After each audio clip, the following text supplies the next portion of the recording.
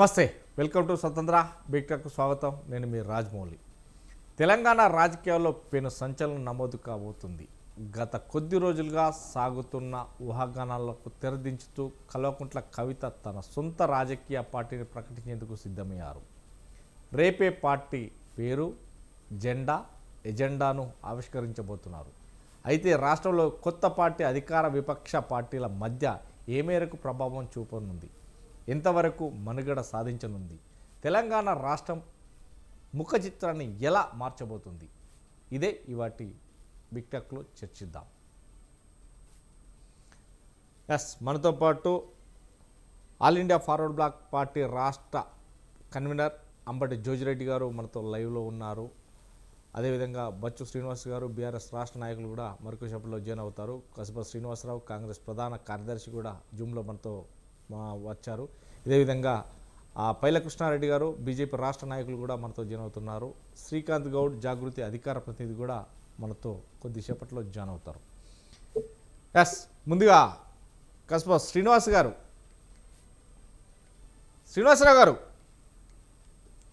Audio ఒక్క నిమిషం.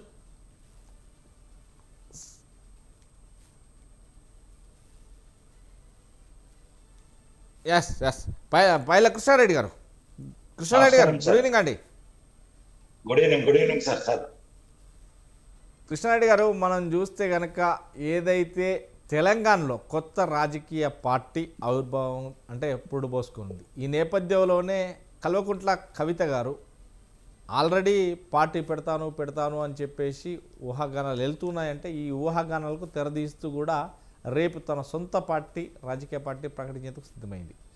రేపే పార్టీ పేరు కావచ్చు, జెండా కావచ్చు, ఎజెండాను కావచ్చు, అవన్నీ కూడా విస్మరించడానికి పోతున్నారు, అంటే మొత్తం తెలియపరచడానికి. కానీ నీదే నేపథ్యంలో తెలంగాణ కొత్త రాజకీయ పార్టీ ఆవిర్భావం తీసుకుంటున్న నేపథ్యంలోనే నిజంగా ఇప్పటికే 3 పార్టీలు అయితే ఉన్నాయి. ఎందుకంటే ప్రత్యక్షంగా 3 పార్టీలు ఉన్నాయి, పరోక్షంగా చూస్తే ఒక 2-3 పార్టీలు ఉన్నాయి. అందులో ఇప్పుడు All India Forward Bloc party అనేది ఈ తెలంగాణలో కొంత ఊపు మేర అందుకోబోతుంది. ఈ నేపథ్యంలోనే కల్వకుంట్ల కవిత గారు కూడా అదే ఏదైతే ఆల్ ఇండియా ఫార్వర్డ్ బ్లాక్ తోటి దోస్తాను చేసిన నేపథ్యంలో ఇప్పుడు సొంత పార్టీని కూడా పెట్టబోతున్నారు. నిజంగా ఒకవేళ ఈ పార్టీ కనుక పెడితే ఎలా ఉండబోతుంది, ఎలా చూడవచ్చు? అంటే రాజకీయ నాయకుల కంటే ఇప్పుడున్న పార్టీలకు కొంత మనుగడ సాధించబోతున్నారా, లేదు అంటే ఆ మనుగడ కొంత కరువయ్యే సిద్ధాంతం ఏమన్నా ఉండబోతుందా? సార్, ముందుగా మీకు, స్వతంత్ర ప్రేక్షకులకు, అలాగే ఈ చర్చా వేదికలో పాల్గొంటున్న వివిధ పార్టీల నాయకులకు, పెద్దలకు అందరికీ శుభ సాయంత్రం తెలియజేసుకుంటున్నాను సార్. ముఖ్యంగా ఇప్పుడు ఏంటంటే కవిత గారు పెడుతున్న పార్టీ సమయం కాదు, సందర్భం కాదు. ఆమె పెడుతున్నది ఏంటంటే ఎవరి మీదనో కోపంతో పార్టీ ఇది చేస్తుంది, కానీ ఆమెకు స్వతహాగా పార్టీ నడపాలనే కోరిక కానీ, తెలంగాణ సమాజానికి ఉపయోగపడాలనే కోరిక కానీ, లక్ష్యం కానీ ఏమీ లేదు. ఏదో బీఆర్ఎస్ లో కుటుంబ తగాదాలలో వచ్చినది, అక్కడ ఈమె యొక్క ఒంటెత్తుపోకడం అనుకోవచ్చు, ఈమె చేసిన అవినీతి అనుకోవచ్చు, ఈమె యొక్క ప్రవర్తనను బీఆర్ఎస్ లో తట్టుకోలేని పరిస్థితులు అక్కడ ఈమె బయటకు పోయే విధంగా వాళ్ళు కొంత అట్మాస్ఫియర్ క్రియేట్ చేయడం తోటి బయటకు వచ్చిన తర్వాత ఇటు బీజేపీలోనైతే ఎలాగో స్థానం లేదు, కాంగ్రెస్ లో కూడా వాళ్ళు తీసుకునే పరిస్థితిలో లేదు. ఎందుకంటే రాజకీయ ఒక అవాసన పడ్డ వాళ్లకు కానీ, ఒక దానికి అలవాటు పడ్డపోయిన వాళ్ళు ఏదో ఒకటి దాంట్లో పార్టీలో ఉండాలి. స్తబ్దంగా ఉన్నా సరే పార్టీలో అమాస పుణ్యానికి ఒకసారి పార్టీలో తిరిగినా కానీ ఏదో ఒక పార్టీలో ఉండాలనే ఒక కోరిక ఉంటుంది రాజకీయాలలో కొన్ని రోజులు తిరిగిన వాళ్ళకు. అందులో ఎక్కడ ఈమెకు అవకాశం లేదు. కాబట్టి ఇప్పుడు చేయగలిగింది ఏంటి, ఆమె స్వతహాగా ఒక పార్టీ పెట్టుకోవాలి, ఆమె ఉనికిని కాపాడుకునేడానికి ప్రయత్నం చేయాలి, ఒకటి చేస్తుంది. కానీ దీని వెనకాల ఒక పెద్ద కుట్ర కోణం కూడా మనకు కొంత సమాచారం వస్తుంది సార్. ఈ 2-3 రోజుల నుంచి నేను బయట మాట్లాడినది కానీ, నాకు తెలిసిన సమాచారం కానీ, ఈ విషయం ఏంటంటే కవిత గారి వెనకాల ఒక శక్తి నడిపిస్తుంది. కవిత గారిని ముందట పెట్టేసి బీఆర్ఎస్ ని కానీ, బీజేపీని కానీ బదనాం చేసే విధంగా కుట్రపూరితంగా ఆమె మాట్లాడడానికి. ఎందుకంటే ఇలా రేవంత్ రెడ్డి గారు మాట్లాడినా, కాంగ్రెస్ నాయకులు మాట్లాడినా, ఎవరు మాట్లాడినా ప్రజలు బీఆర్ఎస్ ను కొంత ఇది చేయట్లేదు. ఈ మధ్య కాలంలో బీఆర్ఎస్ కు కానీ బీజేపీకి కానీ తెలంగాణలో బలమైన స్థానం ఏర్పడుతుంది. కాబట్టి ఈ రోజు కాంగ్రెస్ నాయకులు ఎంత తిట్టినా ఎన్ని విమర్శలు చేసినా ఏది చేసినా బీఆర్ఎస్ గురించి నమ్మే పరిస్థితిలో లేరు. అలాగే ఇప్పుడు ఎవరిని ముందట పెట్టాలి? ఇక నేను నా మాట అనలేను కానీ సెకండ్ అనేది ఒక పదం వాడతారు కానీ ఆ పదం వాడలేను కానీ అలా పెట్టి ఈ రోజు ఎవరినో తుపాకీనికి అంటే ఆమె మీద తుపాకీని పెట్టి కాల్చాలనే ప్రయత్నము అజ్ఞాత వ్యక్తులు ప్రవర్తిస్తున్నారు, ప్రయత్నిస్తున్నారు. అది సఫలీకృతం కాదు తెలంగాణలో. ఎందుకంటే తెలంగాణ సమాజం టోటల్ గా డిఫరెంట్ ఉంది కంపారిటివ్లీ. మనం నార్త్ ఇండియా చూసుకున్నా, కర్ణాటక చూసుకున్నా, తమిళనాడుకు చూసుకున్నా, ఇక్కడికిక్కడ అంటే 50 అంటే సంవత్సరాలు అంటే కృష్ణారెడ్డి గారు అంటే కల్వకుంట్ల కవిత పైన తుపాకీ పెట్టి కాల్చేది నిజంగా ఈ మూడు ప్రధాన పార్టీలు అయితే ఇప్పుడు ఉన్నాయి. ఈ పార్టీలకు సంబంధించి ఈ పార్టీల నాయకులు అంటారా, లేదు అంటే ఏదన్నా బయట రాష్ట్రం నుంచో లేకుంటే కేంద్రం నుంచి వస్తున్నటువంటి వ్యక్తులు అంటారా? నేను ఆల్రెడీ తీసుకున్నాను సార్ ఇండైరెక్ట్ గా. ఎందుకంటే కాంగ్రెస్ నాయకులు ఎంత తిట్టినా ప్రజలు నమ్మే పరిస్థితులలో లేదు. కాబట్టి సొంత కుటుంబంతో తిట్టిపిచ్చేద్దాము, బదనాం చేద్దాము అనే దాంట్లో ఒక అజ్ఞాత వ్యక్తులు ప్రయత్నిస్తున్నారు. కానీ తెలంగాణ సమాజం డిఫరెంట్ సార్. నేను అదే చెప్పదలుచుకున్నాను. ఇప్పటిదాకా కర్ణాటక చెప్పినాను, తమిళనాడు చెప్పినాను. ఇక్కడికిక్కడ 60 సంవత్సరాలు, సుమారుగా 65 సంవత్సరాలు ఉమ్మడి ఆంధ్రప్రదేశ్ తెలంగాణ కలిసి ఉన్నా కానీ తెలంగాణ కల్చర్ కానీ భాష కానీ ఒక విధానం కానీ డిఫరెంట్గా ఉంటది. కాబట్టి ఇక్కడ ఏంటంటే ఒకరి మీద కోపానంతో వచ్చి పార్టీలు పెడితే అవి సక్సెస్ అయినాయి లేదు. మనం దేవేంద్ర గౌడ్ గారిని చూసినాము, నాగం జనార్దన్ రెడ్డిని చూసినాము, కోదండ రామ్ గారిని చూసినాము, ఇంకా XYZ చాలా మంది వచ్చే పెట్టారు.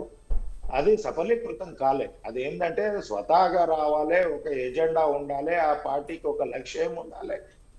కానీ ఆ లక్ష్యాలు ఎక్కడ కనబడతలేదు. అందరూ పాడిందే పాడుబండ దాసలు అన్నట్టు ఈమె 4 అంశాలను ముందటేసుకొని ఏదో చేస్తాననే ప్రయత్నం చేసి ఆమె మీద తుపాకీ పెడితే కాల్చడానికి బలంగా నిలబడతా ముందుట అనుకుంటుంది. కానీ అది తెలంగాణలో సాధ్యమయ్యే పని కాదు. అనవసరమైన ప్రయాస, ఆమెకే ఇబ్బందికరమైన పరిస్థితులు ఏర్పడతాయి. లేదంటే లాస్ట్ లో ఏదో అందరితోటి బేరసరాలు చేసుకొని ఇది చేసుకోవడానికో ఇక లాస్ట్ లో ఎందుకు ఎక్కడ ఉంటదంటే ఇప్పుడు టికెట్లు రాని వ్యక్తులు కానీ ఏ పార్టీలలో 2-3 ఒక నియోజకవర్గంలో నుంచి టికెట్లు ఆశించిన తర్వాత వాళ్ళకు టికెట్లు రాకుండా ఉంటే ఏదో ఒక పార్టీ నుంచి ఖచ్చితంగా పోటీ చేయాలనే కుతూహలం ఉన్నోళ్ళు, కోరిక ఉన్నోళ్ళు, సంకల్పం ఉన్నోళ్ళు ఏంటంటే అప్పుడు ఇందాక ఇప్పుడు మన జోషిరెడ్డి గారి పార్టీ దాంట్లో కొంతమంది అప్పుడు మొన్న పోటీ చేశారు. కొంతమంది ఇంకో బిఎస్పీ నుంచి కొంతమంది పోటీ చేసేటోళ్ళు, సమాజ్వాదీ పార్టీ నుంచి కొంతమంది పోటీ చేసేటోళ్ళు, అలాగా కవిత గారి పార్టీ అందులో ఒకటి అయితే తప్ప దాంతో తెలంగాణలో గణనీయంగా ఓటింగ్ శాతం పెంచుకునేటోళ్ళు కాదు. కనీసం 0.001% కూడా ఆమెకు ఓటింగ్ ఉంటది అనేది నేనైతే అనుకోవడం లేదు. ఎందుకంటే ఈమెను అడ్డం పెట్టి బలమైన శత్రువుని ఎదుర్కోవడానికి అజ్ఞాత వ్యక్తులు ప్రయత్నం చేస్తున్నారు. వాళ్ళు ఈ యొక్క కుటిలత్వాన్ని కనుక ప్రజలు గ్రహిస్తారు, దాని తర్వాత ఆ పార్టీకే ఇబ్బందికరమైన పరిస్థితులు ఏర్పడతాయి.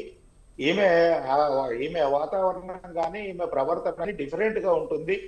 సొంత తండ్రి, సొంత అన్న, సొంత బావ, కుటుంబ సభ్యులే ఆమెను తట్టుకోలేకపోయినరు అంటే ఇక వేరే పార్టీలు ఎలా తట్టుకుంటాయి? తెలంగాణ సమాజం కూడా మాకు నిజామాబాద్ జిల్లానే కాబట్టి మనం అందరం పూర్తి స్థాయిలో చూసినాము. ఆమె ఎలా మెయింటైన్ చేసేది అనేది గ్రూపులు పెట్టేసి మా దగ్గరనే కవిత గ్రూప్ అని పెట్టేసి, జాగృతి గ్రూప్ అని పెట్టేసి సిండికేట్లు ఎలా నడిపారో తెలుసు, భూ కబ్జాలకు ఎలా పాల్పడ్డాడో తెలుసు. ఆ 5 men కమిటీ అని పెట్టేసి వసూళ్లు ఎట్లా జరిగేటియో వాళ్ళే కొట్లాట క్రియేట్ చేస్తారు. వాళ్ళ దగ్గరికి వచ్చేటట్టు చేసుకొని వసూళ్ల దందాకు లేవనెత్తింది కూడా తెలుసు సార్. ఇదంతా పూర్తి స్థాయిలో పోతే కనుక చాలా ఇబ్బందికరంగా ఉంటుంది సార్. రైట్. నిజంగా కవిత గారు పార్టీ రేపు అనౌన్స్మెంట్ చేయబోతున్నారు. పార్టీ అనౌన్స్మెంట్ చేసిన విధంలో ఏ పార్టీకి లాభం, ఏ పార్టీకి నష్టం, నిజంగా ఈ ఉన్న 3 పార్టీలకు ఎంతవరకు నష్టం అనేది చూసి వచ్చిన బ్రేక్ తీసుకుందాం. బ్రేక్ తర్వాత చూస్తూనే ఉండే స్వతంత్ర.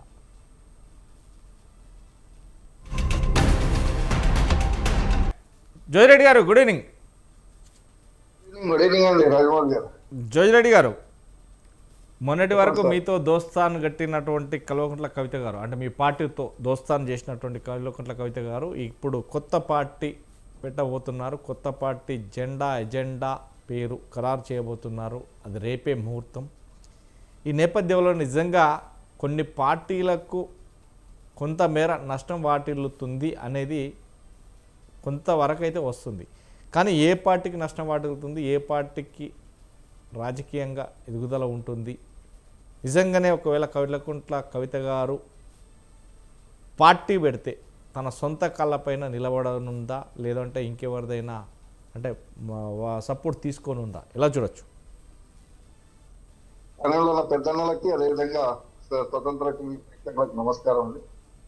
ఈరోజు కవిత గారు పార్టీ పెడుతున్నారు, చాలా సంతోషం, మనం కూడా స్వాగతిద్దాం. కానీ ఇప్పుడు మొన్న మీరు సబ్జెక్ట్ లో చెప్పుకుంటూ వచ్చినప్పుడే ఒక మాట అన్నారు, పొత్తుల పార్టీ అని చెప్పేసి, All India Forward Bloc party అని. మొన్న జరిగిన ఎలక్షన్స్ లో మాకు జరిగింది ఏంటంటే, ఒక ఉద్యమకారులకి అవకాశం లేదు, బీఫామ్లు వాళ్ళకి వచ్చే అవకాశాలు లేవు కాబట్టి మమ్మల్ని రిక్వెస్ట్ చేయడం జరిగింది. మేము దాంట్లో భాగంగానే ఉద్యమకారులకి మేము ఇచ్చాం, బీఫామ్స్ ఇవ్వడం జరిగింది. అందులో వాళ్ళు ఒక 7 పెద్దపల్లి ఒక 5, మంచిర్యాల ఒకటి, తర్వాత నారాయణఖేడ్ దగ్గర ఒకటి 7 గెలవడం కూడా జరిగింది మా 33లో. సో దీంట్లో భాగంగా ఆ రోజు వరకు అయితే ఎలక్షన్స్, మున్సిపల్ ఎలక్షన్స్ వరకు క్లోజ్ చేసుకోవడం జరిగింది. ఇప్పుడు ఆ రోజు కూడా చెప్పింది తను, నేను పార్టీ పెట్టబోతున్నానన్నా అని, కలిసి చేద్దాము అని. సరే అంటే తన విధానాలు ఏంటి, ఫ్యూచర్ ఏంటి, తమలో కృష్ణారెడ్డి అని చెప్పినట్టుగా చాలా మంది పార్టీలు పెట్టారు. పార్టీలు ఇప్పుడు ఎగ్జాంపుల్ మా party all India Forward Bloc 1939లో పార్టీ పుట్టింది. కానీ ఎంతవరకు ముందుకు పోగలుగుతున్నాము అంటే, ఇవాళటి కాలంలో సిద్ధాంతాలకి దానికి దీనికి పోయే పరిస్థితులు, దాని నేతాజీ సుభాష్ చంద్రబోస్ చూసి ఓటేసి దాన్ని నిజంగా పార్టీ నిలబెట్టుకుందాం, పార్టీ సిద్ధాంతాలు బాగున్నాయని చెప్పేసి ఆలోచించే తెలంగాణలో ప్రజలైతే కనపడలేదు నాకు. ఎందుకంటే డబ్బుల మహిమతోటి, అటు కుల మత రాజకీయాలతోటి ఇవన్నీ నడుస్తూ పోతున్నాయి రాజకీయాల్లో. కానీ ఇవాళ షర్మిలా గారు పెట్టారు పెద్ద ఎత్తున, ఆ విధంగా ఆమె పోయారు. తన కృష్ణారెడ్డి అని చెప్పినట్టు దేవేంద్ర గౌడ్ కావచ్చు, అదేవిధంగా చాలా మంది పార్టీలు, చిరంజీవి లాంటి వాడు పెట్టాడు, ఆయన వెళ్ళిపోయాడు. కానీ ఇవాళ కవిత గారు కృష్ణారెడ్డి అని అన్నట్టుగా అది తుపాకీ ఎవరికి ఎవరు పెట్టిరు అంటే కనపడుతుంది. ఇక్కడ క్లారిటీ ఏంటంటే, కాంగ్రెస్ వాళ్ళే కొంత ఉపయోగించుకుంటున్నారు రాజకీయంగా. రేవంత్ రెడ్డి గారు కవిత గారిని ఉపయోగించుకున్నట్టుగా కనపడుతుంది. ఎందుకు అంటున్నా అంటే, ఆ మాట ప్రతి విషయంలో కూడా మేము గమనిస్తే, రేపు ఏదైనా ఒకటి రిలీజ్ చేయబోతున్నప్పుడు, లేకపోతే రేపు పొద్దున ఏదైనా బ్రేక్ న్యూస్ వస్తుంది అని అనుకున్నప్పుడు, తను ఇవాళ ఆ కార్యక్రమంపై ఒకటి చేపట్టడం, అది కొద్దిగా క్లారిటీగా కనపడడం వల్ల ఏంటంటే, ఒక అవకాశంగా వాళ్ళు ఉపయోగించుకుంటున్నట్టుగా, తనే సాధించినట్టుగా అదొక ఇష్యూస్ కొన్ని జరిగినాయి. దాంట్లో సందర్భంగానే నేను, కవిత గారు ఒక ఫ్యామిలీ నుంచి వచ్చారు. ఇవాళ వరకు నిన్న తప్ప కేసీఆర్ గారిని ఇప్పటి వరకు ఒక మాట అనలేదు. మన జగిత్యాల సభ తర్వాతనే కొంత ఇది చేశారు, ఎందుకంటే ఉద్యమకారుల ఇష్యూలో. కానీ ఇక్కడ హరీష్ రావు గారిని, కేటీఆర్ గారిని, అదేవిధంగా బీఆర్ఎస్ పార్టీని, ఈ బీఆర్ఎస్ పార్టీలో ఎవరిని కూడా ఇప్పటి వరకు తను ఏమన్నట్టు కనపడలేదు. కానీ ఒకటి నిజం ఒప్పుకోవాలి, తను ఏమన్నదంటే, బీఆర్ఎస్ లో భాగంగా నేను కూడా భాగస్వాలే తప్పు చేసిన దాంట్లో, నేను కూడా తప్పు చేశాను అని అంటే, దాంట్లో భాగస్వాలైనట్టుగా భావించాల్సి వస్తుంది. ఎందుకంటే వాళ్ళు చేసిన కార్యక్రమాలు ఏది తీసుకున్నా, మంచి తీసుకున్నా, చెడు తీసుకున్నా, కుంభకోణాలు తీసుకున్నా, ప్రజలకు మంచి చేసినా కూడా దాన్ని భాగంగా ప్రజలు ఏ విధంగా రిసీవ్ చేసుకుంటారు అనేది సెకండ్ ఇష్యూ. కానీ ఇక్కడ కనపడుతుంది తనే ఒప్పుకుంది, నేను కూడా తప్పు చేశాను అని. సో ఇవన్నీ కూడా మనం దృష్టిలో పెట్టుకున్నప్పుడు, రేవంత్ రెడ్డి గారు ఇంకా ఉపయోగించుకునే అవకాశం కూడా కనపడకపోవచ్చు రేపటి నుంచి పార్టీ అనౌన్స్ చేసిన తర్వాత. ఎందుకంటే తను కూడా రేవంత్ రెడ్డి గారిని ఇంకా తిట్టడం స్టార్ట్ చేస్తుందేమో అని అనుకుంటున్నాం. ఇప్పటివరకు పెద్దగా తిట్టినట్టు కనపడలేదు, ఇప్పుడు కొంచెం స్టార్ట్ చేస్తుందేమో కాంగ్రెస్ కి వ్యతిరేకంగా. ఎనిహౌ ఇక్కడ ఇవాళ రాజకీయాలలో డబ్బులతో కూడుకున్నది, డబ్బుల ప్రభావం ఎక్కువ చూపిస్తున్నది. ఇలా కాంగ్రెస్ కావచ్చు, బీజేపీ కావచ్చు, అదేవిధంగా బీఆర్ఎస్ కావచ్చు, ఈ పార్టీలన్నీ కూడా కొద్దిగా ప్రజల్లో కొద్దిగా వ్యతిరేకతను పెంచుకుంటున్నాయి. వాస్తవంగా చెప్పాలంటే ఏ సమస్య కూడా పరిష్కారం లేక ప్రజలలో అనిశ్చిత స్థితి ఏర్పడి కొంత ఇబ్బందికరంగా ఉన్నారు, కొత్త పార్టీ కోసం చూస్తున్నారు. కానీ ఇప్పుడు కృష్ణారెడ్డి నాకు అనుభవం ఉంది, ఎందుకంటే నిజామాబాద్ లో జరిగిన ఇష్యూ ఏంటంటే, మేము కూడా కొన్ని అబ్జర్వ్ చేసినప్పుడు All India Forward Bloc party నుంచి మొన్న నిజామాబాద్ లో మా పార్టీ తరఫున వాళ్ళకి బీఫామ్స్ అక్కడ ఉద్యమకారులకు కావచ్చు, వాళ్ళ మనుషులకు కావచ్చు ఇచ్చినప్పుడు ఒక్కటి కూడా గెలవకపోవడం. నిజామాబాద్ ఎంపీగా అక్కడ ఆడబిడ్డగా పనిచేసినప్పుడు అక్కడ కూడా ఒక్కటి కూడా గెలిపించుకోకపోవడం అనేది కొంత ఇబ్బందికరంగా అనిపించి మేము కూడా కొద్దిగా వెనక స్టెప్ వేసే పరిస్థితి అక్కడ కనపడింది మాకు. ఎందుకంటే దాదాపు 60 సీట్లు ఉన్న కాడ 35-38 బీఫామ్స్ ఇచ్చారు మేము, కానీ ఒక్కరు కూడా గెలవలేదు. అంటే తనకి ఇంట్రెస్ట్ ఉండి చేస్తుందా, కేవలం రాజకీయం చేయాలని చేస్తుందా, మీ మీడియా వల్లే కొద్దిగా ఎక్స్పోజ్ ఎక్కువ చేస్తున్నట్టు కూడా మేము చూస్తున్నాం. ఎందుకంటే ఆమెకు ఇచ్చిన ఫోకస్ మిగతా వాళ్ళకి ఇచ్చే పరిస్థితి మీడియా వాళ్ళకి కూడా కనపడలేదు. ఏది ఏమైనా రాజకీయ పార్టీ అనేది అంత ఈజీ కాదు సక్సెస్ కావాలి అని అంటే. కానీ తను కూడా టార్గెట్ ఇప్పుడు కాకపోయినా ఒక 10-15 గెలిచేసి నేను ఒక ముఖ్య పాత్ర పోషిస్తా అనే నమ్మకంతో ముందుకు వస్తుంది. సరే, స్వాగతిస్తాము. కానీ తన ఎజెండాలో కరెక్ట్ గా ఉండి తన రేపు మేనిఫెస్టో ఏం పెడుతుంది, ఏం చేయబోతుంది అనేది కొద్దిగా రేపు చూస్తే గానీ ఒక క్లారిటీకి రాలేమనేది నా ఉద్దేశం. రైట్. నిజంగా జోజిరెడ్డి గారు ఏదైతే ఇప్పుడు కల్వకుంట్ల కవిత గారు పార్టీ పెట్టాలనే ఆలోచన వరకు, ఎందుకంటే తనను ఎప్పుడైతే ఇంటి నుంచి వెళ్ళగొట్టారని ప్రతిపక్షాలు అన్నా కానీ లేదు, ఒకవేళ ఇమ్మడలేకనా లేకుంటే సొంత బీఆర్ఎస్లో ఉండలేకనా పోవాలి అనుకున్న నేపథ్యంలో పార్టీ పెట్టాలనే ఆలోచన ఎందుకు తీసుకొచ్చింది అనుకోవచ్చు? ఇప్పుడు పార్టీ ఎందుకు పెట్టాలి అని అంటే అక్కడ హరీష్ రావు గారితో కావచ్చు, అటు మిగతా వాళ్ళతోటి అక్కడ వాల్యూ లేకుండా పోవడం కావచ్చు, అదేవిధంగా లిక్కర్ కేసులో కొద్దిగా ఇబ్బంది పడడం కావచ్చు, తనను పట్టించుకోలేదనే భావన కావచ్చు, ఇటు బీజేపీ మీద వ్యతిరేకత కావచ్చు, అదేవిధంగా కేసీఆర్ గారు అంటే కుటుంబంలో ఎట్లుంటదంటే అండి, మొత్తం తెలంగాణ మొత్తం ఏలింది వాళ్ళ కుటుంబం తప్ప ఇంకొకరు ఎవరు కూడా ఏలింది కనపడలేదు, ఆ కుటుంబం తప్ప. కానీ రేపు పొద్దున కేసీఆర్ గారు పిలిచి మాట్లాడితే వాళ్ళ పార్టీ ఉంచుతారా అనేది కూడా ఆలోచించాల్సిన అవసరం ఉంది ఇక్కడ. ఎందుకంటే నేను అదే అడిగాను కూడా, తనని కూడా అడిగాను నేను, మా అమ్మ మరి కేసీఆర్ గారు మళ్ళీ పిలిస్తే అంటే పోను అని చెప్పేసి అంటున్నారు. కానీ ఇవాళ రేపు కుటుంబంలో ఏదైనా జరగవచ్చు కదా, మనము ఇలా ఆలోచించాల్సిన ఇది లేదు. కాకపోతే ఇంకా చాలా టైం ఉంది, 2.5 సంవత్సరాల టైం ఉంది. కాబట్టి తన ఎజెండా ఏంటి, రేపు ఫ్యూచర్ లో ఏ విధంగా స్టెప్ అయిపోతున్నారు అనే దాన్ని బట్టే ఉంటుంది తప్ప ప్రజలు మాత్రం అంత తొందరగా రిసీవ్ చేసుకుంటారని నేను అనుకోవట్లేదు. ఎందుకంటే ఇప్పుడు తను చేస్తున్న కార్యక్రమాల్లో ఉద్యమకారుల కార్యక్రమం అనేది కొద్దిగా సక్సెస్ఫుల్ గా పోతా ఉంది ఇప్పటి వరకు. కానీ నేను ఇంకొక మాట ఏం చెప్పదలుచుకున్నా అంటే, బీఆర్ఎస్ వాళ్ళు ఎవరైతే బయటికి పోదామని అనుకుంటున్నారో వాళ్ళకి ఒక కట్టలాగా ఏర్పరచుకున్నట్టే అనిపిస్తుంది. ఎందుకంటే బీఆర్ఎస్ వాళ్ళు కాంగ్రెస్ లకు ఇంకో దాంట్లో జంపు కాకుండా ఎక్కడికి వస్తారు అంటే వాళ్ళ కవిత గారితో ఉన్న సంబంధాలతో కవిత గారికి కవిత గారి దగ్గరికి వచ్చే అవకాశాలు ఎక్కువ కనపడుతున్నాయి. కాబట్టి అక్కడ వచ్చి బ్రేక్ అవుతారేమో చూడాలి. అంటే రేపు ఎంతమంది జాయిన్ అవుతారు. ఇప్పుడు మా పార్టీల నుంచి కూడా ఒక సెంట్రల్ కమిటీ మెంబర్ తీసుకున్నారు. ఓకే, సంతోషం, ఎవరి ఇష్టం వాళ్ళు తీసుకోవడంలో తప్పలేదు, లేకపోతే ఆయన పోవడంలో తప్పు పట్టడానికి లేదు. కానీ ఇంకా చాలా టైం ఉంది ఎలక్షన్ కి. ఆ 2.5 సంవత్సరాల ప్రయాణంలో ఎక్కడి వరకు పోతారని కూడా మనం ఆలోచించాల్సిన అవసరం ఉంది. ఎందుకంటే అంత ఈజీ కాదు రాజకీయ పార్టీ నడపడం అనేది. ఫైనాన్షియల్ తో కూడుకున్న పరిస్థితి కావచ్చు, అదేవిధంగా ప్రజలు రిసీవ్ చేసుకున్న సిస్టమ్, ఆ సిస్టమ్ లో కొంత చాలా రేవంత్ రెడ్డి గారు, కేసీఆర్ గారు వీళ్ళంతా కూడా కొంత ఫాస్ట్ గా ఉంటారు. అందులో బీజేపీ కూడా కొంచెం ముందు ఉంది. ఆ 3 పార్టీలను కొట్టాలి అంటే అంత ఈజీ ఏం కాదు. ఎనీహౌ రేపు ఆమె చేసిన తర్వాత ఒక 2-3 నెలలు ఆమె రోడ్డు ఎక్కిన తర్వాతనే ఒక క్లారిటీ వస్తుంది అనేది నా opinion. Welcome back. Kaspa Srinivasarao గారు. నమస్తే అండి. శ్రీనివాసరావు గారు, మీ దగ్గరికే వస్తున్నాయి. ఎందుకు అనంటే కల్వకుంట్ల కవిత గారు కొన్ని రోజులుగా ఊహాగానాలకు ఉన్న నేపథ్యంలోనే ఈరోజు తెరదించుతూ కల్వకుంట్ల కవిత తన సొంత రాజకీయ పార్టీని ప్రకటించేందుకు సిద్ధమయ్యారు. రేపే ఆ పార్టీ పేరు, ఎజెండాను కూడా ఆవిష్కరించబోతున్నారు. నిజంగా ఇదంతా కూడా కల్వకుంట్ల కవిత గారు పార్టీ పెట్టడం వెనకాల కాంగ్రెస్ హస్తమే ఉంది. ఎందుకంటే కవిత భుజం మీద తుపాకీ పెట్టి కాల్వడమే కాంగ్రెస్ హస్తం పని అని అంటున్నారు. ఎలా చూడవచ్చు? నిజంగా కవిత గారు పార్టీ పెట్టాలంటే దానికి కాంగ్రెస్ సపోర్ట్ చేస్తుందా? వారు ఆడొచ్చిన గేమ్లో ఒక పామే అంటారా? మీకు మాతో పాటు ప్యానెల్లో ఉన్న పెద్దలకు, స్వతంత్ర టీవీ వీక్షకులకు అందరూ కూడా ఒక సాయంత్రం.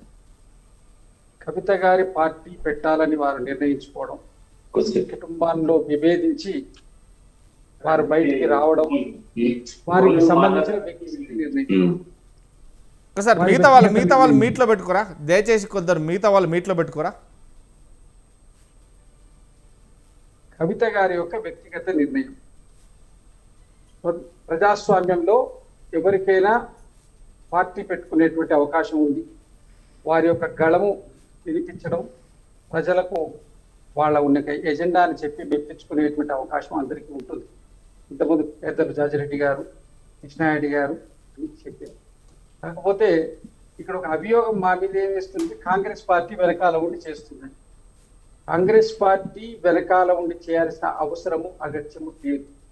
ఎందుకంటే కాంగ్రెస్ పార్టీకి ఉన్నటువంటి చరిత్ర, కాంగ్రెస్ పార్టీకి ఈ రాష్ట్రంలో ఉన్నటువంటి పట్టం, తెలంగాణ ఇచ్చినటువంటి పార్టీ కాంగ్రెస్ పార్టీ, సోనియా గాంధీ ఉద్యమము నేపథ్యంలో అందులో ఒకసారి తెలంగాణ చరిత్రను, ఇతర పార్టీలను ఆమోదించిన విధానాన్ని కనుక ఒకసారి మనం చూసినట్టయితే, ఎన్టీ రామారావు గారు 83లో పార్టీ పెట్టినప్పుడు కూడా ఆ ఎన్నికల్లో మనకు సరి అయినటువంటి తెలుగుదేశం పార్టీకి సరి అయినటువంటి అక్కడ ఆదరణ లభించలేదు 83లో. తర్వాత 85లో 89లో వచ్చింది, కానీ 83లో మాత్రం లభించలేదు.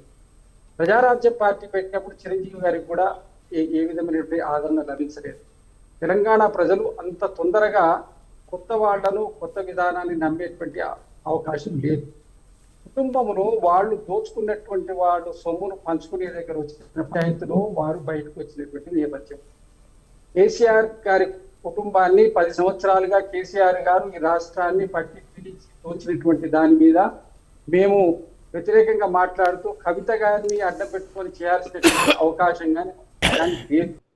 ఇది కేవలము ఈ రాష్ట్రంలో ఉన్నటువంటి ముఖ్యమైన పార్టీలైనటువంటి బీఆర్ఎస్ పార్టీ కానివ్వండి, భారతీయ జనతా పార్టీ కానీ చేసేటువంటి అభియోగం.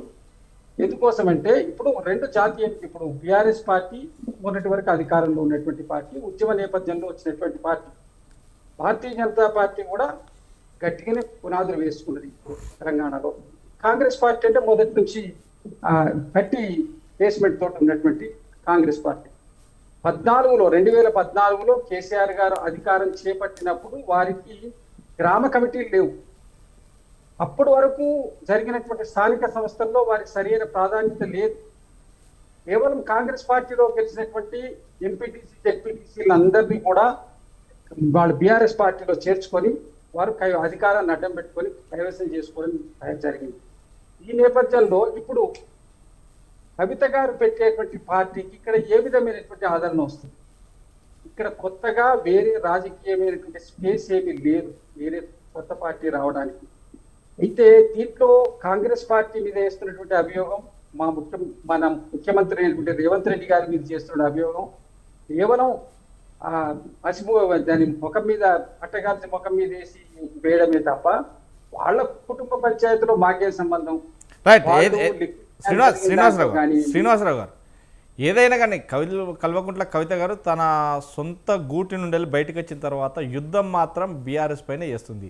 కానీ వెనుక మాత్రం కాంగ్రెస్ హస్తం ఉంది కాబట్టే కాంగ్రెస్ను ఖచ్చితంగా ఆమె ఎండగట్టట్లేదు. ఎప్పుడు కూడా కాంగ్రెస్ పార్టీ పైన కావచ్చు, ప్రభుత్వం పైన కావచ్చు చేయట్లేదు, ఒక మాట కూడా అనట్లేదు అనేదే ఇప్పుడున్నటువంటి బీఆర్ఎస్ కావచ్చు, లేదంటే బీజేపీ పార్టీ కావచ్చు, అవి నిజంగా మాట్లాడుతున్నాయి. ఎందుకని కాంగ్రెస్ పార్టీ పైన మాట్లాడట్లేదు?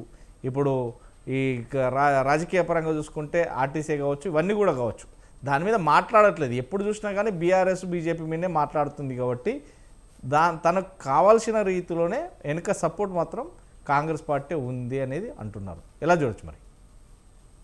కాంగ్రెస్ పార్టీ సపోర్ట్ ఉందన్నమాట అబద్ధము.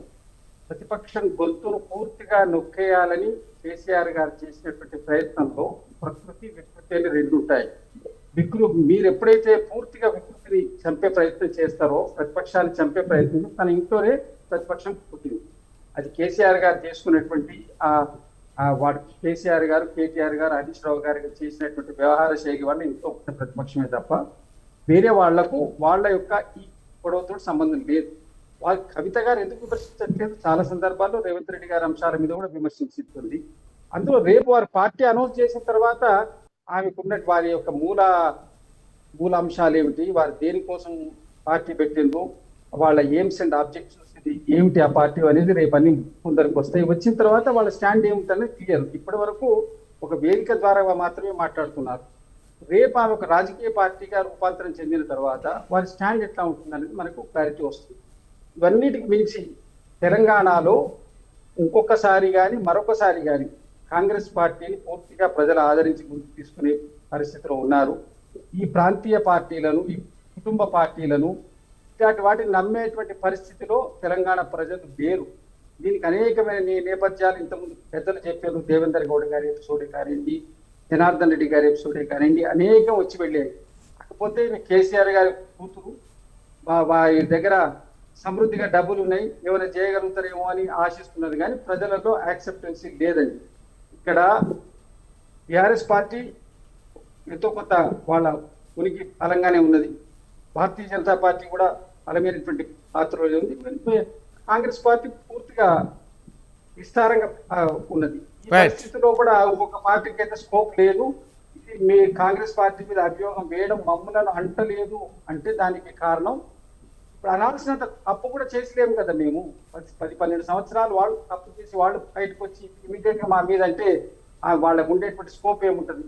కాబట్టి విమర్శించడానికి సరైనటువంటి సందర్భము అవకాశం లేక అని ఉండకపోవచ్చు. చాలా సందర్భాలు అన్నట్టే విన్నాం మేమైతే. కానీ ఎక్కడ ఆమెకు ఉన్నటువంటి మెయిన్ ఆబ్జెక్టివ్ టీఆర్ఎస్ పార్టీని డిఫేమ్ చేయాలి అంటే ఆమెకున్న కసి టీఆర్ఎస్ ఉంది. టీఆర్ఎస్ లో నాకేదో అన్యాయం జరిగింది, నేను ఆ పార్టీని చేయాలని వాళ్ళ అన్న మీద, బావగారి మీద తెలుసుకోబడుతున్నారు. కాబట్టి మాకు దాంట్లో ఉన్నటువంటి సంబంధం ఏం లేదు. వాళ్ళ కుటుంబ పంచాయతీ, ఈ కుటుంబ పంచాయతా లేక కేసీఆర్ గారు ఆడిస్తున్న డ్రామానా అన్నది కొద్ది కాలంలో రైట్.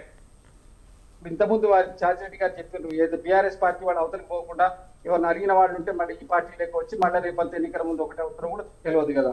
కాబట్టి దిగబోయే పరిణామాన్ని మనం ఊహించలేము. బట్ ఉన్న విషయం మాత్రం పూర్తిగా కాంగ్రెస్ పార్టీ మీద అభియోగం చేయడం తప్పండి. ఇది 100% గా కవిత గారి యొక్క పర్సనల్ ఎజెండా, వారి యొక్క కుటుంబ సమస్య.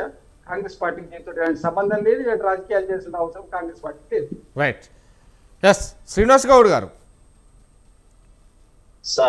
శ్రీనివాస్ గౌడ్ గారు, జాగృతి తెలంగాణలో జాగృతి అనేది తీసుకొచ్చి జాగృతితో తెలంగాణ బతుకమ్మ కావచ్చు, కల్వకుట్ల కవిత అంటే తెలంగాణ ప్రజలకు తెలిసింది కూడా జాగృతి, తెలంగాణ బతుకమ్మ యాస భాషలకు సంబంధించి తెలంగాణ బతుకమ్మ అంటే కొంతవరకు మాత్రం తెలంగాణలో కల్వకుంట్ల కవిత గారు వచ్చారు. ఈ నేపథ్యంలోనే రాజకీయ అరగ్రేటం చేయడం, రాజకీయాల్లోకి రావడం, ఈ నేపథ్యంలోనే చేయడం, తను ఎంపీ కావడం, తర్వాత ఇవన్నీ కూడా కావడం మలిసి ఈ నేపథ్యంలో ఒక్కసారిగా ఇంట్లో నుండి బయటకు వచ్చి తన రాజకీయం ఖచ్చితంగా సొంత పార్టీ పెట్టుకోవాలి అనే తపన ఈ రాజకీయంగా ఉన్నప్పటికీ, ఎందుకంటే చాలా వరకు కూడా ఇప్పటి వరకు కూడా ప్రధానంగా కొంతమంది రాజకీయం అంటే 30-40 సంవత్సరాల రాజకీయ జీవితంలో ఉండి తాను పార్టీ పెట్టిన వాళ్ళు కూడా అది మనుగడ లేకుండా పోయేది. కానీ ఇప్పుడు ఎందుకు కొత్త శక్తి ముందుకు వచ్చింది, దాని వెనుక ఎంతో కష్టపడాలి, రాజకీయం చాలా దానికి అడుదుడుకులకు ఉండాలి, కింద మీద పడాలి. రాజకీయం అంటేనే సుమారుగా 10-15 సంవత్సరాలు, 20 సంవత్సరాలు, 30 సంవత్సరాలు ఏళ్ళు ఉండాలని. కానీ ఇదంతా కూడా కవిత పార్టీ పెట్టడానికి రాజకీయంగా ఎవరు ముందున్నారు, ఎవరు వెనుకున్నారు, ఎవరు మద్దతు తెలుపుతున్నారు అనేది కొంత ఊహాగానం మాత్రం ప్రజల్లో నెలకొంది. దాని సందిగ్ధ ఎలా చూడవచ్చు మరి? సార్ నమస్కారం. ప్యానల్ ఉన్నటువంటి అందరికి కూడా నమస్కారం. అదేవిధంగా స్వతంత్ర మన ప్రేక్షకులకు కూడా నమస్కారం. ముఖ్యంగా ఇప్పుడు మన సీన్ అనవచ్చు, మా జోగిరెడ్డి అనవచ్చు, వీళ్ళు మాట్లాడితే వాస్తవానికి నేను ముందే జాయిన్ కావాలి. రేపు పార్టీ ఏర్పడుతున్న సందర్భంగా కొన్ని ఏర్పాట్ల వల్ల నేను లేట్గా రావడం జరిగింది ప్యానెల్లకు. అయితే ముఖ్యంగా ఇలా 30 సంవత్సరాలు 40 సంవత్సరాలు ఉన్న వాళ్ళే పార్టీ పెట్టాలి, లేకుంటే అనుభవం ఉండాలి అది అని చెప్పి తెలంగాణలో ఈ నెగలేదు అనే విధంగా చెప్పుకుంటూ పోతున్నారు. వాస్తవానికి 2006లోనే తెలంగాణ జాగృతి పెట్టింది. కేవలం ఒక బతుకమ్మనే కాదు, చాలా సమస్యలపై పోరాటం చేసింది. 2006 నుంచి మొదలు పెడితే పోరాటాలు చేస్తే నిజామాబాద్లో 2014లో మన కేసీఆర్ గారు కైతక్క గారి యొక్క చరిస్మ చూసి, ఆమె యొక్క ఆదరణ చూసి ఖచ్చితంగా ఈమె కూడా మన పార్టీలో ఉండాలని చెప్పి అప్పుడు టికెట్ ఇస్తే గెలుచుకొని వచ్చిన ఆమె. వీళ్ళు వాళ్ళు వేసిందని కాదు, మనకు ఉద్యమ సమయంలో కూడా మహిళలందరినీ కూడా ఏకం చేయడం కావచ్చు, లేకుంటే మన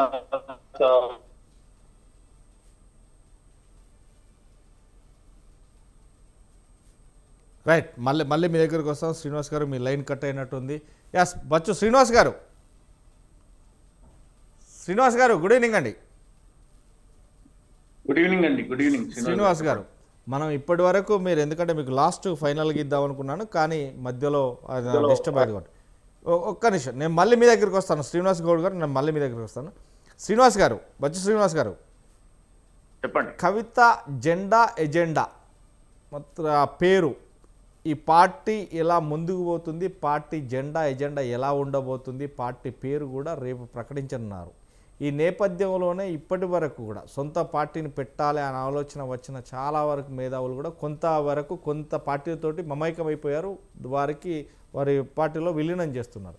కానీ ఇప్పుడు కల్వకుంట్ల కవిత తన రాజకీయ జీవితాన్ని మొదలు పెడుతూ పార్టీని బలోపేతం చేయడానికి కావచ్చు, పార్టీని ఎజెండా రేపు ఎందుకంటే ఆవిష్కరించిన నేపథ్యంలోనే ఎలా ఉండబోతుంది, నిజంగా కొన్ని పార్టీలకు ఇబ్బందికరం అని అంటున్నారు, దాంట్లో బీఆర్ఎస్ పార్టీకి ఏమైనా ఇబ్బందా, ఎలా ఉండబోతుంది?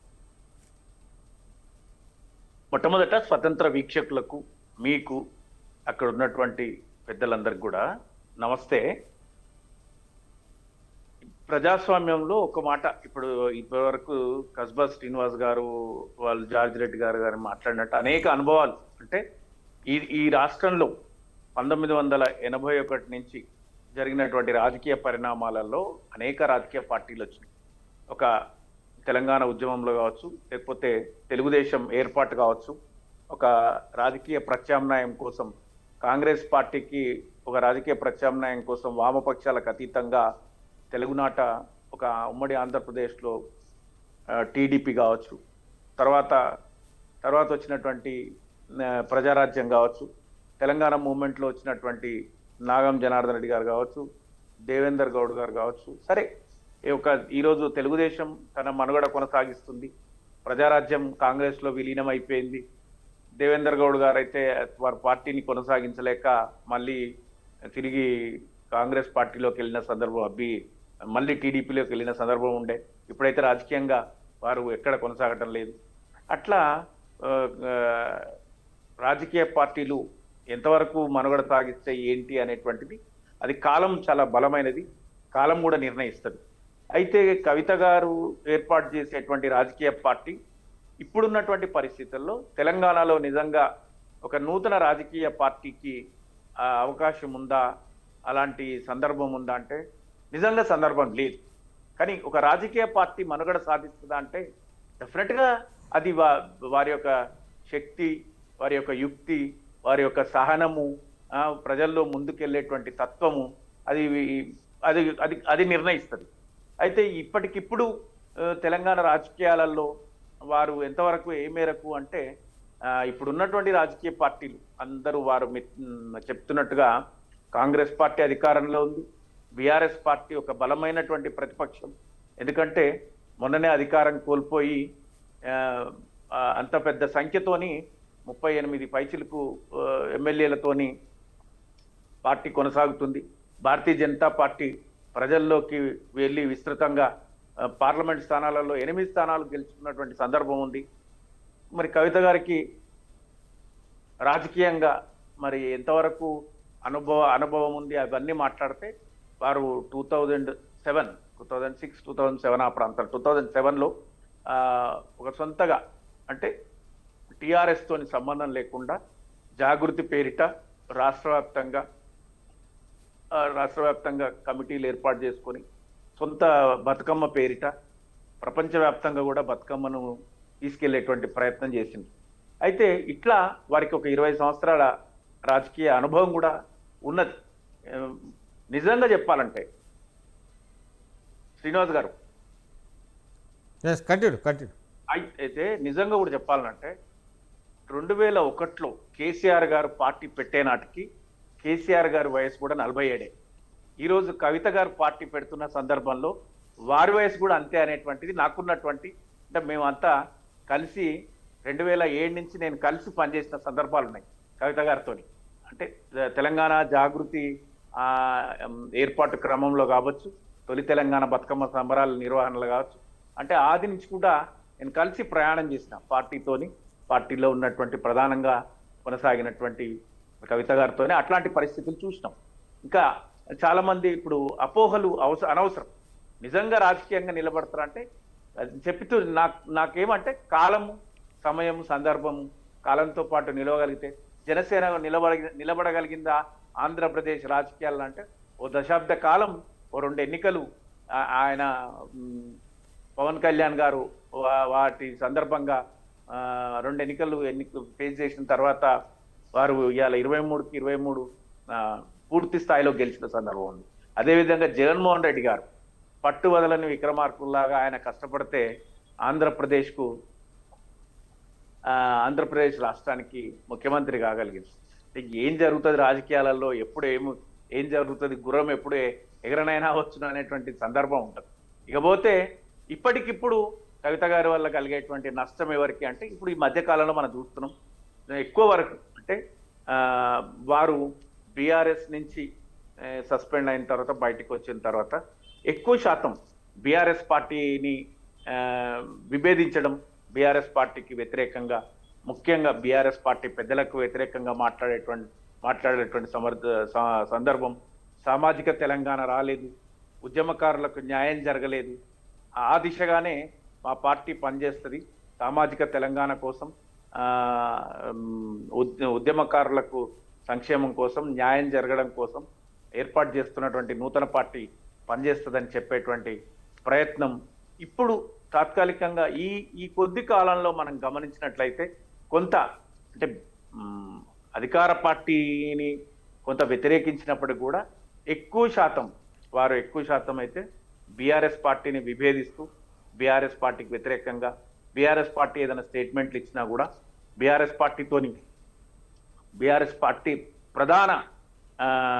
ప్రధానంగా బీఆర్ఎస్ పార్టీని టార్గెట్ చేస్తూ మాట్లాడుతున్న సందర్భాలు అయితే కనిపిస్తున్నాయి. రాబోయే రోజులల్లో ఎవరితోని కలుస్తారు, ఎవరితోని అంటే ఇప్పుడైతే వారు నిన్నటికి నిన్న జీవన్ రెడ్డి గారిని చేర్చుకునేటువంటి సందర్భంలో కూడా వారు కామెంట్ చేసి అవి కూడా కొంత పార్టీని ఇబ్బంది పెట్టే విధంగా, అంటే బీఆర్ఎస్ పార్టీని ఇబ్బంది పెట్టే వ్యాఖ్యలు, అంటే వాటి వల్ల శత్రువుకు మిత్రువు అన్నట్టు మన ప్రధాన శత్రువు అధికార పార్టీ అయినప్పుడు బీఆర్ఎస్ పార్టీ వారి టార్గెట్ కాకూడదు.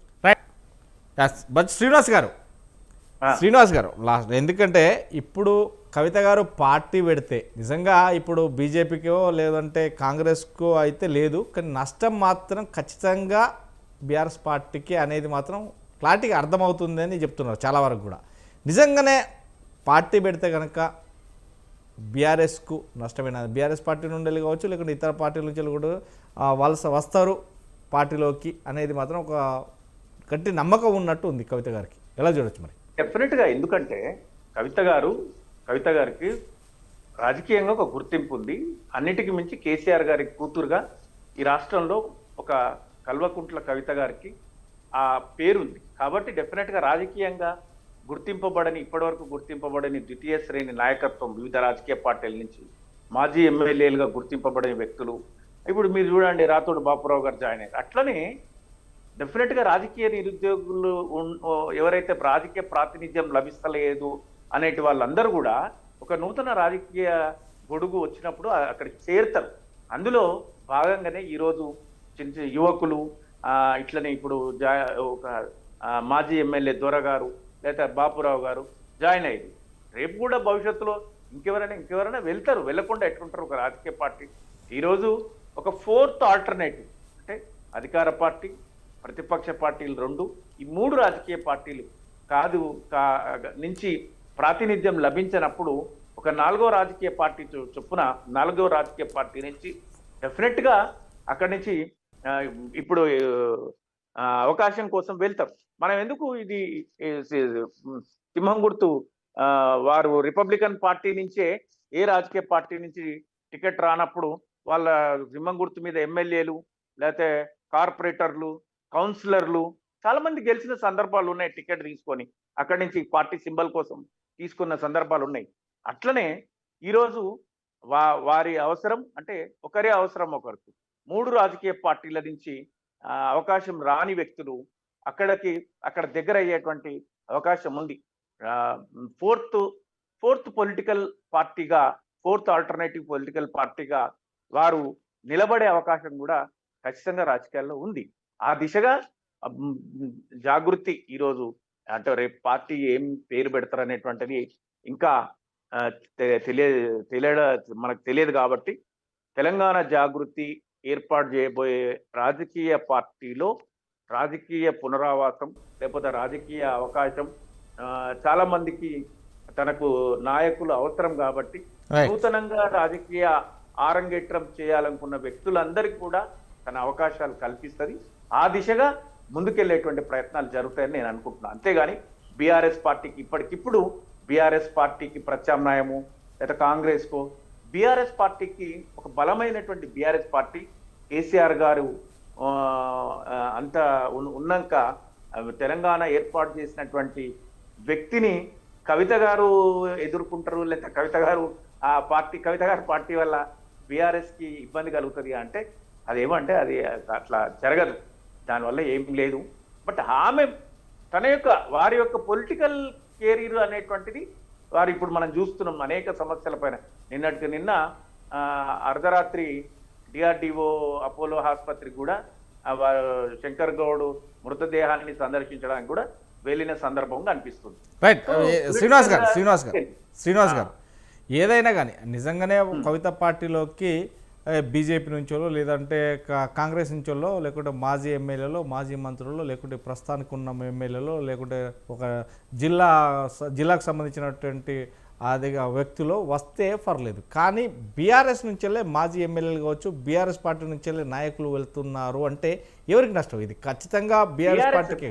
బీఆర్ఎస్ నుంచి ఎవరు వెళ్ళలే, బీఆర్ఎస్ నుంచి కాదు, బీఆర్ఎస్ లో అవకాశం రాకుండా వెళ్ళిన వారు కాంగ్రెస్ లోకి వెళ్ళిండ్రు, తర్వాత బీజేపీలోకి వెళ్ళిండ్రు, తర్వాత కాంగ్రెస్ లోకి వెళ్ళిండ్రు. ఎక్కడ కూడా పాపం వాళ్ళను అంటే వాళ్ళకి పూర్వ వైభవం రాకపోవడం చేత మరొక నూతన అవకాశం కోసం వెళ్ళిండ్రు. ఆ విధంగా చూడాలి తప్ప కానీ బీఆర్ఎస్ నుంచి వెళ్తే కొద్దిమంది వెళ్ళవచ్చు బీఆర్ఎస్ నుంచి కూడా. ఎందుకంటే ఎక్కువ సంబంధాలు వారికి 20 సంవత్సరాల సంబంధాలు ఉన్నాయి బీఆర్ఎస్ పార్టీలో కాబట్టి వెళ్తే ఇప్పుడు అట్లా ఎవరైనా వెళ్ళినంత మాత్రాన బీఆర్ఎస్కి ఏమైపోతుంది? బీఆర్ఎస్లో 1, 2, 3, 4 అంటే ఒక నియోజకవర్గం నుంచి ఒక 4-5 వ్యక్తులు పోటీలో ఉంటారు. ఒక్క కాన్స్టిట్యున్సీలో ఎమ్మెల్యేగా పోటీ చేయడానికి నాకు అవకాశం వస్తే బాగుండు అని ఎంతో మంది ఎదురు చూస్తుంటారు. బీఆర్ఎస్లో నాయకులకు కుదవలేదు, బీఆర్ఎస్కి కార్యకర్తలకు కుదవలేదు. BRS is a very strong political party in Telangana state. Right. అందులో ఎట్లాంటి సందేహం ఎవరికి అవసరం లేదు. రైట్. జోజిరెడ్డి గారు, చెప్పండి. జోజిరెడ్డి గారు, ఇప్పుడు కవిత పెడుతున్నటువంటి పార్టీ రేపు తుది దేశ అంటే మొత్తం మీద రేపు రూపుదిద్దుకోబోతుంది. మొత్తం మీద పార్టీ పేరు కావచ్చు, ఎజెండా కావచ్చు, జెండా కావచ్చు చెప్తున్న నేపథ్యంలోనే కొన్ని పార్టీల నుండి వెళ్ళి కవిత పార్టీలోకి రేపే కొంతమంది చేరికలు ఉంటున్నాయి అంటున్నారు. కానీ నిజంగా ఇది ఎంత చూస్తే కనుక ఇదంతా కూడా ఎవరో చెప్పింది కాదు, తన సొంత కాళ్ళపైనే నిలబడి తాను కూడా ఎగరాలి అనుకుంటుంది. ఏదో ఒక్క రోజున కింద పడ్డా కానీ మళ్ళీ ఎగరగలుగుతుందనే నమ్మకం, దృఢ సంకల్పంతో ఉంది కవిత గారు అంటున్నారు. ఈ నేపథ్యంలో నిజంగా అందరూ ఓకే అయి ఇప్పుడు ఏది మన బొత్స శ్రీనివాస్ గారు చెప్పినట్టు ఏ పార్టీలో రాని వాళ్ళు ఆ పార్టీలోకి వెళ్తే మాకు పోయిన క్యాడర్ కావచ్చు, లేదంటే మా నియోజకవర్గంలో మాకు ఆ పట్టు దొరుకుతుంది అని పోయిన వాళ్ళు నిజంగా ఇలా అందరూ సహకరిస్తే 119 నియోజకవర్గాల్లో సహకరిస్తే కనుక ఆ వ్యక్తులు వెళ్తే వారికి పట్టం కడతారనేది నిజంగా అనిపిస్తుంది అని అంటున్నారు. ఎలా చూడొచ్చు మరి? ఇప్పుడు బీసీలోనే చెప్పినట్టుగా బ్యాలెన్స్డ్ గా చెప్పిండు అన్న కూడా. ఎందుకంటే దాదాపుగా తను చెప్పేదాన్ని బట్టి తన డిస్కషన్ బట్టి అయితే నాకు అనిపించేది బీఆర్ఎస్ నుంచి ఎక్కువ పోతారు, కాంగ్రెస్ నుంచి పోయే అవకాశాలు చాలా తక్కువ. అది కాంగ్రెస్ లో కావచ్చు, బీజేపీలో కావచ్చు, లేకపోతే ఇంకో పార్టీలో కావచ్చు, ఆల్ ఇండియా ఎవరైనా కూడా లాస్ట్ మినిట్. అది ఇంతకుముందు మా గురించి కూడా చెప్పినప్పుడు అన్న మాది All India Forward Bloc, republic party కాదు. సో దీంట్లో ఏంటంటే నేను ఏం చెప్తున్నానంటే రేపు ఎవరెవరు జాయిన్ అవుతున్నారు అనేది ఒక పాయింట్. రెండవది తను ఒక 2-3 నెలలు ఏ విధమైన స్టెప్ వేస్తారు అనేది మెయిన్ ఆలోచన. పార్టీ ఇప్పుడు ఎజెండా ప్రకటించిన తర్వాత దేని ఎజెండా, మెయిన్ ఎజెండా ఏంటి, ఎవరిని టార్గెట్ చేయబోతున్నారు? బీజేపీ గురించి నాకు తెలిసినంత వరకు ఎక్కడ కూడా పెద్దగా మాట్లాడినట్టు కనపడలే. బీజేపీ గురించి ఎక్కడ కూడా డిస్కషన్ కూడా చేయట్లేదు. చేస్తే 90% బీఆర్ఎస్ చేస్తున్నారు, ఒక 10% కాంగ్రెస్ చేస్తున్నారు తప్ప ఎక్కడ కూడా ఎవరెవరకు బీజేపీని విమర్శించి కేంద్ర ప్రభుత్వంతో గొడవ పెట్టుకున్నామన్న ఆలోచన తడిపోయినట్టు కూడా ఎక్కడ కనపడలేదు. ఏది ఏమైనా నేననేది మాత్రం ఒకటే ఒక పాయింట్. రేపు 25వ తారీఖు నాడు తను ఏదైతే రేపు పార్టీ ప్రకటించబోతుందో ఆ పార్టీ ఏంటి, తన ఎజెండా ఏంటి, అనేది చూసుకుంటూనే ఈ 2 నెలలు ఈ కొత్త ఊపులో ఎవరెవరు జాయిన్ అవుతారు, అసలు ఎవరితో ప్లాన్ చేస్తున్నారు, ఇప్పటివరకైతే ఎక్కడ కూడా కాంగ్రెస్ నుంచి వెళ్ళి ఒక్క మనిషి కూడా పోతాడు అనేది కార్యకర్త కూడా ఎక్కడ కూడా కనపడలేదు. అదేవిధంగా బీజేపీ నుంచి అయితే అసలు పోరు. సో తన టార్గెట్ అలా బీఆర్ఎస్ఏ కాబట్టి హరీష్ రావు టార్గెట్ చేసి ఇప్పుడు కేసీఆర్ గారు ఉన్నంతసేపు బీఆర్ఎస్ పార్టీ టీఆర్ఎస్ పార్టీ. ఇంకొకటి కూడా మనం గమనించాలి ఇక్కడ, మొన్న కవిత గారు యాక్చువల్ గా టీఆర్ఎస్ పార్టీనే పెడతా అని చెప్పేసి అన్నారు. అన్న తర్వాత కొద్ది నెలలకే కేటీఆర్ గారు మళ్ళీ అనౌన్స్ చేశారు బీఆర్ఎస్ మనకు అచ్చొచ్చేటట్టు లేదు, టీఆర్ఎస్ పార్టీ అనేది మనం మళ్ళా పూర్వ వైభవం వచ్చే అవకాశాలు అంటే టీఆర్ఎస్ పార్టీ పెడతామన్నారు. యాక్చువల్గా కవిత గారు టీఆర్ఎస్ అనే ప్లాన్ లోనే ఉన్నారు, టీఆర్ఎస్ పార్టీ మాకు అవకాశాలు ఉన్నాయని చెప్పేసి అన్న వ్యక్తి మార్పులు వస్తున్నాయి. కానీ ఏది ఏమైనా ఒక 2 months దాకా అయితే ఏం చెప్పలేమండి. ఎందుకంటే తన ఈ స్పీడు ఇప్పుడు పరామర్శలు ఇవన్నీ ప్రజల కోసం కొట్టాడటం ఇదంతా వేరు. తన ఎజెండా ఏంటి, అసలు ప్రజలకు ఏం చెప్పదలుచుకున్నారు, తను ప్రజలకి ఏమి అంటే ప్రజలకి తను ఇచ్చే అభయహస్తం ఏదైతే ఉందో అది నమ్మదగ్గ ఉందా, అవన్నీ చూస్తారు ప్రజలు. అంత ఈజీగా పడిపోయే ప్రజలు కాదు, వెనకటి రోజులు కాదు. ఒక ఊర్లో పోయి ఒక పెద్ద మనిషికి చెప్పేస్తే మీరు ఒక్కసారి గమనించాలా, విద్యాసాగర్ కరీంనగర్ లో ఎంపీగా నిలబడ్డప్పుడు మేము గమనించాం ఏం జరిగిందంటే ప్రతి ఊరికి వెనకట కూడా వెలుమదొరలే రాజ్యం ఉండేది.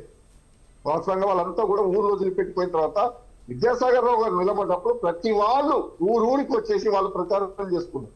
ఇలా కవిత గారికి ఆ పరిస్థితి ఉంటుందంటారా? లేదు. కేవలం బీఆర్ఎస్ ను మాత్రమే టార్గెట్ చేస్తున్నారు. సీనన్న ఏం చెప్పినా కూడా ఇవాళ నాకున్న దాన్ని పెట్టేసి ఈసారి ఏ పార్టీ వచ్చినా హంగులే వస్తాయి తప్ప ఎవరికి మెజార్టీ వచ్చే పరిస్థితి కనపడదు. కాబట్టి దాంట్లో యూటిలైజ్ చేసుకుంటుందేమో 10-15 గెలిచి. ఎందుకంటే తనకున్న అవకాశాలు, డబ్బులు ఉన్నాయి, అన్ని రకాలుగా ఉంది, కేసీఆర్ గారు కూతురుగా ఉంది. కానీ నాకైతే 90% ఒకటే అనుమానం, తను లాస్ట్ వరకు నిలబడి ఉంటుందా, కేసీఆర్ గారు పిలిచేసి పంచాయతీని క్లోజ్ చేస్తారా అనేది మాత్రం నాకున్న అనుమానం పర్సనల్ గా. దాన్ని బట్టి మాత్రం 100% ఆలోచించాల్సిన అవసరం ఉంది. లాస్ట్ మినిట్ లో ఎందుకమ్మా నీకు మీ బావ సంగతి అన్న సంగతి నేను చూసుకుంటాను, వచ్చి మనతోటే ఉండు అంటే కూతురుగా తను పోయే అవకాశాలు కూడా కనపడతాయి. అప్పుడు ప్రజలు ఈ ఉద్యమకారులు జాయిన్ అయిన వాళ్ళ పరిస్థితిని కూడా వాళ్ళు కూడా ఆలోచించుకోవాల్సిన అవసరం ఉంటుంది. తను మాత్రం ఇప్పటి వరకు లెఫ్టిస్టులతో కమ్యూనిస్టులతో కలిసి పోరాడదామనే ఆలోచనతో ముందుకు వెళ్తున్నారు. దాన్ని చూడాలి. ఏదైనా రేపు ఎజెండా అనేది బయటకు వస్తేనే తప్ప మనం ఏం చెప్పలేమనేది నా ఉద్దేశం. రైట్. కృష్ణారెడ్డి గారు, సరే కృష్ణారెడ్డి గారు, ఇప్పుడు రేపు ఎట్లయినా పార్టీ ఆవిర్భావం, రేపు ఎజెండా కార్యక్రమం కావచ్చు, పార్టీ జెండా పేరు రేపు ప్రకటిస్తారు, వాళ్ళ పార్టీ ఎజెండా ఏంటి అనేది కూడా చెప్పబోతున్నారు. ఈ నేపథ్యంలో చాలా వరకు అంటే మొత్తం మీద ఒక రాజకీయ పార్టీని పెడుతున్నారు అంటే ఎవరైతే స్వాగతిస్తారు. కానీ ఈ రాజకీయ పార్టీ పెడితే కొందరికి మాత్రమే ఇబ్బందికరం అంటున్నారు. అది ఏదైనా కానీ మొత్తం మీద బీఆర్ఎస్లో ఇద్దరు కేటీఆర్ అండ్ హరీష్ రావు, కావాలంటే సంతోష్ రావు, ఈ ముగ్గురి మీదనే ఆమె పగ అని అంటున్నారు. కానీ అది పగ కాదు, సొంత పార్టీ లోపల అన్యాయం జరిగింది. అదేవిధంగా చాలా వరకు కూడా అంటే బలిదానం చేసుకున్న వ్యక్తులు కావచ్చు, తెలంగాణ కోసం కొట్లాడిన వ్యక్తులు కావచ్చు, ఎవరికి కూడా న్యాయం జరగలేదు. ఇప్పుడు మా పార్టీలో జరుగుతుంది అనే సిద్ధాంతం మీద ముందుకు వచ్చాం. నిజంగా దానికి ప్రజలు స్వాగతిస్తారని అనుకోవచ్చా? ఎలా చూడొచ్చు? సార్, ఇందాక మనం అన్ని డిస్కషన్స్ చాలా చూసినాము. విషయం ఏంటంటే సార్, మొన్నటి దాకా ట్రైలర్స్ వదిలిందామె సినిమా గురించి వదిలినట్టు మాట్లాడిన ప్రెస్ మీట్లు కానీ, ఆమె పర్యటనలు చేసింది కానీ, అక్కడనే 2 సభలు అయినాయి. కేసీఆర్ గారి సభ, అలాగే రేవంత్ రెడ్డి గారి సభ. జీవన్ రెడ్డి గారి గురించి, జీవన్ రెడ్డి గారి జైనింగ్ గురించి దీని గురించి మాట్లాడింది కానీ, మరి అక్కడ కాళేశ్వరం ప్రాజెక్టు గురించో, మేటిగడ్డ ప్రాజెక్టు గురించో అక్కడికి వెళ్ళి రేవంత్ రెడ్డి గారు అక్కడ ఏదో తిరిగినప్పుడు దాని గురించి రేవంత్ రెడ్డి గారిని ప్రశ్నించలేదు. అంటే దీని మీద ఏం లేదండి, రేపు సినిమా రిలీజ్ అవుతుంది, అది ఇట్టా పట్టా మనకు రేపు ఆమె మీటింగ్ లో ఏం మాట్లాడుతుంది, బీఆర్ఎస్ టార్గెట్ చేసి మాట్లాడుతుందా, లేదంటే తెలంగాణ సమాజం ఎదుర్కొంటున్న సమస్యల గురించి మాట్లాడుతుందా? ఇప్పుడు రేవంత్ రెడ్డి గారు ఈ యొక్క ఒక్క నిమిషం సార్, రేవంత్ రెడ్డి గారి యొక్క అవినీతి పాలన గురించి మాట్లాడుతుందా? పూర్తి స్థాయిలో క్యాబినెట్ లేదు, మంత్రివర్గం కరెక్ట్ గా పని చేస్తలేదు, శాంతి భద్రతలు దెబ్బతింటున్నాయి అనే దాని మీద మాట్లాడుతుందా? ఎంతసేపు బీఆర్ఎస్ అవినీతి మీద మాట్లాడితే కనుక ఇది అటర్ ఫ్లాప్ అయ్యే సినిమా అనేది నేనైతే అనుకుంటున్నాను సార్. దీంతో తెలంగాణ సమాజంకి అయితే ఆమె పార్టీ తోటి 0.0001% కూడా ఉపయోగం లేదనేది అయితే నేను తెలియజేస్తున్నాను సార్. రైట్. ఎస్, మొత్తం మీద తెలంగాణలో ఒక నూతన అధ్యయనం కూడా నెలకొని ఉంది. ఇప్పటి వరకు కూడా ఊహాగానాలకు అనుకుంటున్న వల్ల అంటే రేపటితో తెరదించింది కల్వకుంట్ల కవిత గారు.